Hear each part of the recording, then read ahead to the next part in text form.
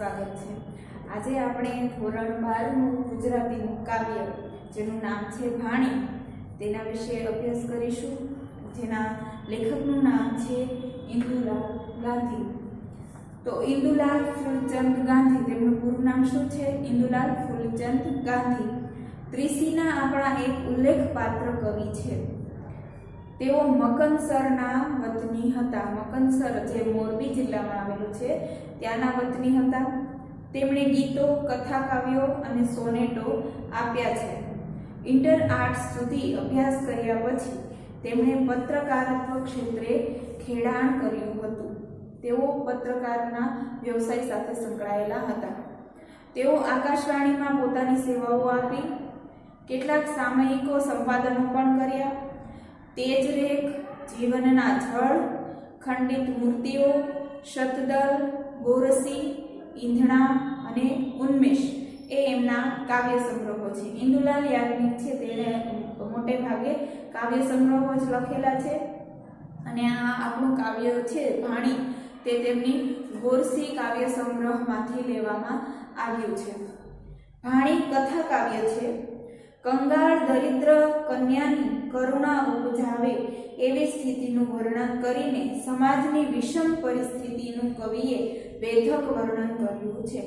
આ ભાણી કાવ્ય છે તેમાં એક દરિદ્ર એટલે કે ખૂબ જ ગરીબ છોકરીની વાત કરવામાં આવી છે, અને આ ગરીબાઈ વિશે સમાજની વિષમ પરિસ્થિતિ એટલે કઈ રીતે?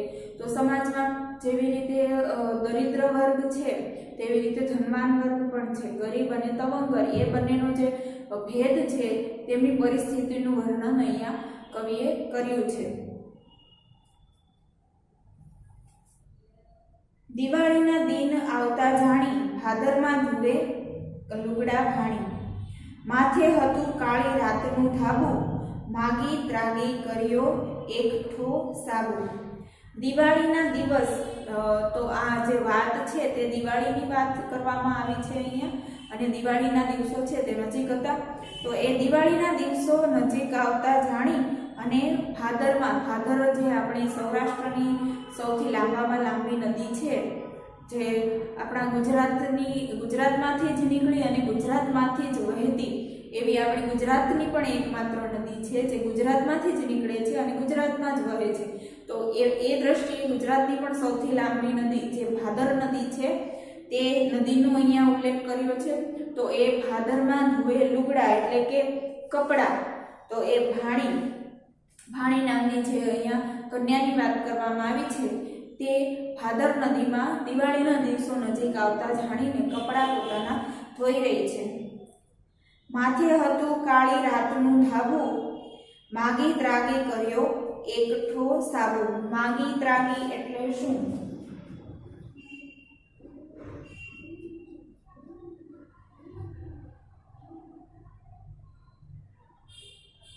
માગી ત્રાગી એટલે કે માગીને ખૂબ જ આઝાદી કરીને માંગ્યું હોય, ખૂબ જ આઝાદી કરીને વિનંતીપૂર્વક કોઈ પાસેથી માંગ્યું હોય તો એને માગી ત્રાગીને કહેવાય। તો એવી રીતે જે સાબુ છે કપડાં ધોવા માટેનો એ પણ એણે કોઈ પાસેથી ખૂબ જ વિનંતીપૂર્વક કરીને માગેલો છે, અને એવી રીતે એકઠો એટલે કે ભેગો કર્યો છે। જે બધા પાસે થોડો થોડો હોય તેવો માગી અને પોતે સાબુ છે તે એકઠો કરેલો છે। કોળી વિનાની હું કેટલે આંબુ, ભાણી કહે છે કોળી વિનાની એટલે અહીંયા કોળીનો ઉલ્લેખ છે તે દરિદ્રતા દર્શાવવા માટે કર્યો છે કે મારી કિંમત કેટલી છે? તો કે કોળી જેટલી, મારી પાસે કોળી જેટલી પણ સંપત્તિ નથી। તો એ એટલી દરિદ્ર હું કેટલે આંબુ એટલે કે ક્યાં ક્યાં પહોંચી રહું? ઘર ખર્ચમાં પહોંચી રહું, ખાવાના ખર્ચમાં પહોંચી રહું કે કપડાના ખર્ચમાં પહોંચી રહું? તો એટલે કે મારી જે કંગાળ સ્થિતિ છે તેના લીધે હું ક્યાં ક્યાં પહોંચી રહું, એટલે આંબુ એટલે પહોંચવું। કોળી વિનાની, કોળી એટલે સંપત્તિ વિનાની હું કેટલે આંબુ। રુદિયામાં એમ રડતી છાની, રુદિયો એટલે કે હૃદય,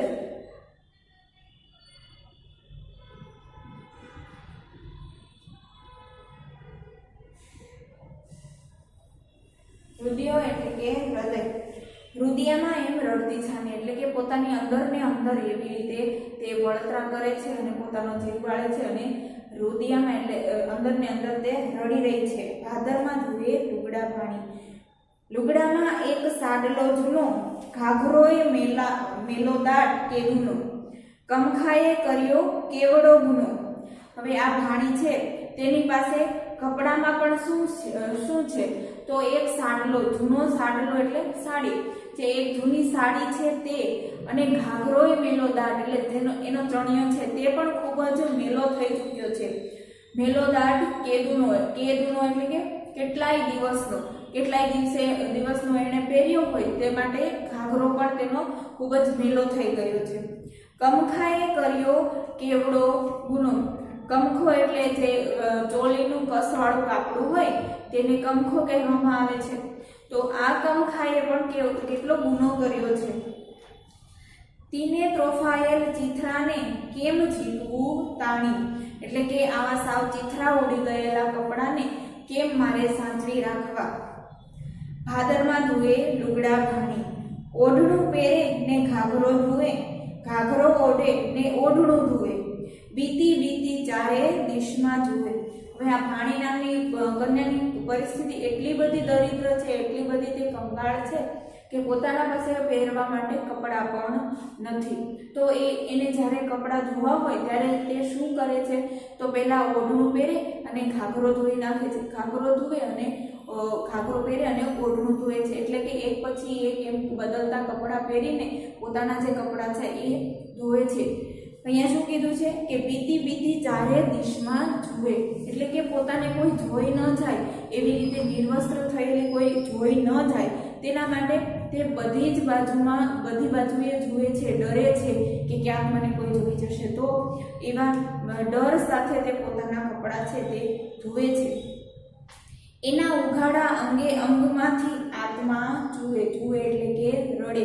એનું જે આવી રીતે જે ફેરબદલી કરીને કપડાં ધોવે છે તો તેને પોતાનો આત્મા રડી ઉઠે છે કે મારે ઉઘાડા અંગમાંથી પોતાની એક છોકરી હોય તો તેના માટે નિર્વસ્ત્ર થવું એ કેટલી મોટી વાત છે.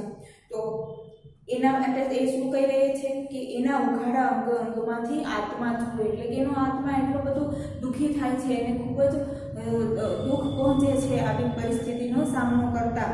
લાખ ટકાની આબરૂને એણે સોડમાં તાણી. સોડ એટલે કે પડ.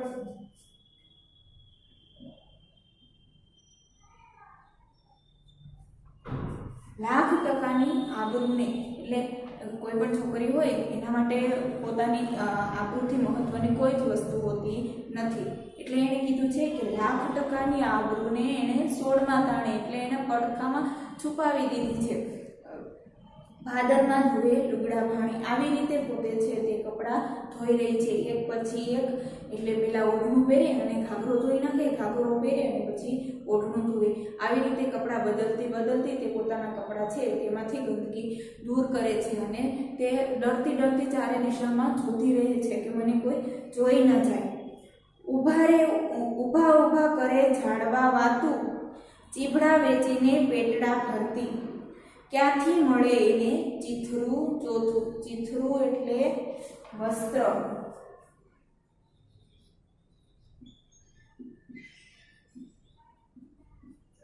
ચીથરું એટલે કે વસ્ત્ર.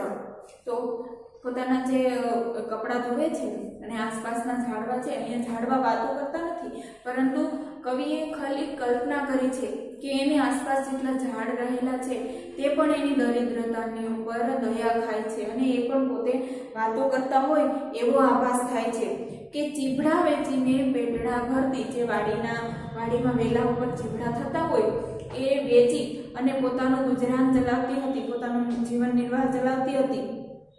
તો ક્યાંથી મળે એને ચીથરું ચોથું. જો એ ચીભડા જ વેચતી હોય તો એમાંથી એને ભોજનના પૈસા તો માંડ કરીને મળતા હોય, એને ખાવા માટે 2 ટંકનું ભોજન માંડ મળતું હોય, એમાંથી તે પોતા નવા વસ્ત્રો ક્યાંથી ખરીદે.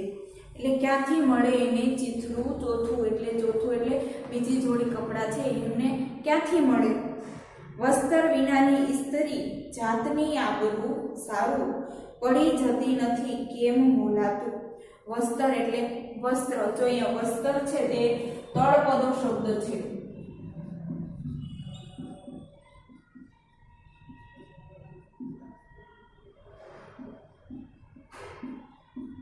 વસ્તર એટલે વસ્ત્ર, ઇસ્ત્રી એટલે સ્ત્રી. આ બંને છે તે તળપદા શબ્દો છે જે પહેલાની બોલીમાં બોલાતા હોય છે. તો વસ્ત્ર વિનાની પોતે સ્ત્રી જાતની આબરૂ માટે પડી જતી નથી કેમ બોલાતું. એટલે કે જે ખૂબ જ ધનવાન લોકો છે, જે તવંગર એકદમ છે, તેમના મહેલો કેમ નથી પડી જતા.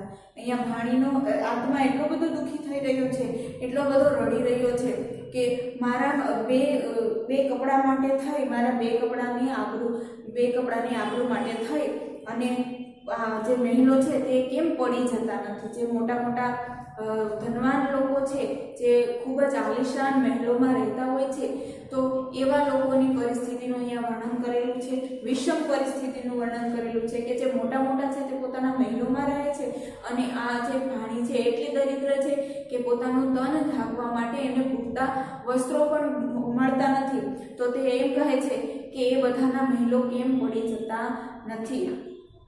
શિયાળવાની છૂટતી વાણી, ભાદરમાં ધુએ લુગડા ભાણી. શિયાળવાની એટલે કે શિયાળો જે ઋતુ આવી છે અને તેમની પાસે પૂરતા કપડાં પહેરવા માટે નથી. અંગે અંગે આવ્યું ટાઢનું તેડું, કેમ કરી થાવું ઝૂંપડી ભેળું. વાયુની પાંખ ઉડાડતી વેળું. વેળું એટલે રેતી.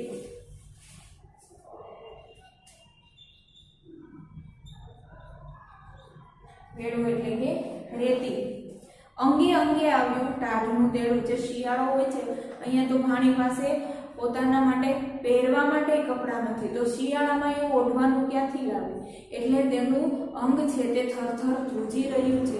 એટલે કવિ કહે છે કે અંગે અંગે આવ્યું ટાઢનું તેડું, કેમ કરી થાવું ઝૂંપડી ભેળું.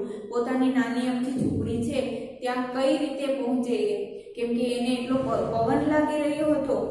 વાયુની પાંખ ઉડાડતી વેળું. પવન જ એટલો સુસવાટાવાળો હતો કે રેતી પણ ઉડી રહી હતી, રેતી પણ રેલમ છેલમ થઈ રહી હતી. તો એટલા પવનમાં એ પોતાના પાસે પહેરવા માટે કપડાં નથી, તો એ ઓઢવાનું વસ્ત્ર ક્યાંથી લાવે અને શિયાળાની ઠંડીને તે કઈ રીતે ઉડાડે. જેમ તેમ પહેરી લુગડા નાઠી. નાઠી એટલે કે ગઈ, નાઠી એટલે નાસી ગઈ, ત્યાંથી જવું. પોતે પોતાની પાસે જેટલા પણ કપડાં છે એ જેમ તેમ પહેરી લીધા અને ત્યાંથી તે જાય છે. ઠેસ ઠેબા ગળથોલિયા ખાતી, ધ્રુજતી ધ્રુજતી કાયા સંતાડતી. હવે પોતાને ભૂખ પણ એટલી લાગી છે, પોતાની પાસે ખાવા માટે પણ કંઈ કશું જ નથી, તેટલા માટે તેનું શરીર છે તે એટલું અશક્ત થઈ રહ્યું છે કે પોતે ઠેસ અને ઠેબા ખાતી, પોતાના પગથી લથડિયા ખાતી, આમ તેમ થતી, તે પોતે માંડ કરીને ધ્રુજતી ધ્રુજતી પોતાની કાયા સંતાડતી. કાયા એટલે કે શરીર.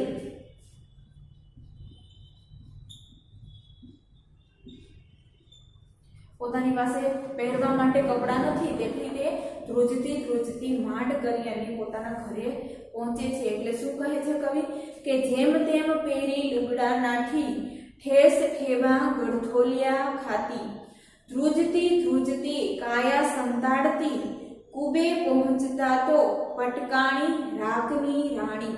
અહીંયા જો કવિએ વ્યંગ કર્યો છે, એવો કટાક્ષ કર્યો છે કે રાખની રાણી.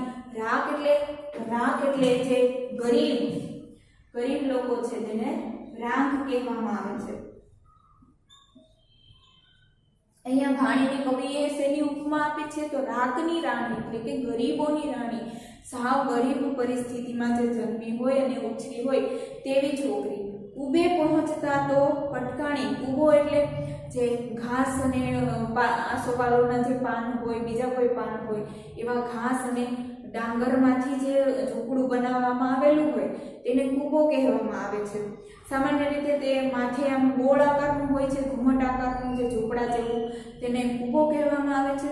તો એવી રીતે એ ઠેસ અને ઠેબા ગળથોલિયા ખાતી, ધ્રુજતી ધ્રુજતી કાયા સંતાડતી કુબે પહોંચતા તો પટકાણી રાખની રાણી, એટલે કે પોતાના ઘરે પોતાની ઝૂંપડી ઉપર તો માંડ પહોંચી શકે છે, ત્યાં તો તે પટકાણી એટલે કે ત્યાં જ તે પડી જાય છે.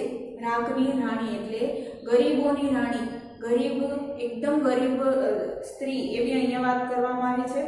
ભાદરમાં ધ્રુવે લુગડા ભાણી, એવી રીતે ભાદર નદી છે તેમાં પોતે ભાણી છે તે કપડાં ધોઈ રહી છે. તો આ કાવ્યમાં કવિએ ભાણી નામની છોકરીનું ખૂબ જ દરિદ્રતાભરી પરિસ્થિતિમાં જેનો જન્મ થયો છે, જેનો ઉછેર પણ એકદમ ગરીબ ઘરમાં થાય છે અને પોતે એકલી જ રહે છે, પોતે પોતાની દુનિયામાં બીજું કોઈ નથી, જેને પાસે પોતાનું તન ઢાંકવા માટે પૂરતા કપડાં પણ નથી, એટલે એની કેવી પરિસ્થિતિ થાય છે તો એને એક કપડું પહેરી અને બીજું કપડું ધોવું પડે છે. પોતે પોતાનું તન છુપાવતી પોતાની આબરૂ સાચવવા માટે થઈ અને તે ચારે દિશામાં જોતી કોઈ જોઈ ના જાય એવી રીતે તે પોતાના કપડાં ધોવે છે અને તે પોતાનું ગુજરાન છે તે કેવી રીતે ચલાવે છે તો ચીભડા વેચીને પોતાનું ગુજરાન ચલાવે છે. જો આવી રીતે ચીભડા વેચીને ગુજરાન ચલાવવામાં આવતું હોય ત્યાં જીવન નિર્વાહ તો માંડ થતો હોય, એટલે કે 2 ટંકનું ભોજન તો માંડ મળી રહેતું હોય, તેમાંથી તેને નવા વસ્ત્રો ખરીદવાના પૈસા ક્યાંથી મળે. આવી જે એકદમ કંગાળ પરિસ્થિતિમાં જે જન્મી છે એવી દરિદ્રતા ભરી પરિસ્થિતિનું અહીંયા વર્ણન કરેલું છે. આમાં કવિએ મહેલોના દ્વારા એક સંદેશો આપ્યો છે કે અમુક લોકો છે કે એટલા બધા પૈસાદાર છે, એટલા બધા ધનવાન છે કે પોતે આલિશાન મહેલોમાં રહે છે, રોજના નવા કપડાં પહેરે છે, નવી ગાડીઓમાં જાય છે. એક બાજુ એટલો વિશાળ ધનવાન વર્ગ છે અને બીજી બાજુ એટલો ગરીબ વર્ગ છે.